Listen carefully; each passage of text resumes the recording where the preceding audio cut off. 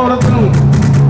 जेड़ी आए प्रोने ना खुशी देवे वो नार भी समझो ते कख भी नहीं, ते जेड़ी नियत पलीत नाल जाए वंडी वो नियाज भी समझो ते कख भी नहीं, ते जेड़ा रुस्सा मालिक ना बना सके वो नमाज भी समझो ते कख भी नहीं। पर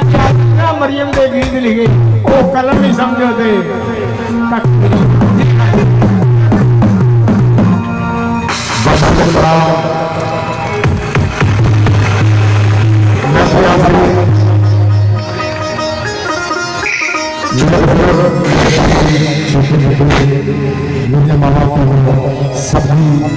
सब लोग अच्छे साथ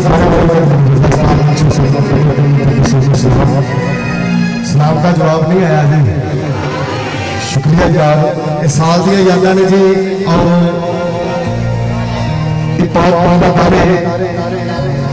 जिन्हें लोग गीता लैके आते हैं मेरी पाक तो असं इस प्रार्थना के खात्मा के खात्मा जो लोगों के नौकर है असं सब के नौकर है जी। ये जिन्हें भी आए सब तो सब अफसर ने पाक के प्यारे ने जिहड़े उहदे नाम तो चल के आए हैं कि अज के दौर च किसी को एक घंटे का वक्त नहीं आया। हकीकत खरा सच हर बंदा इन्ना मसरूफ है और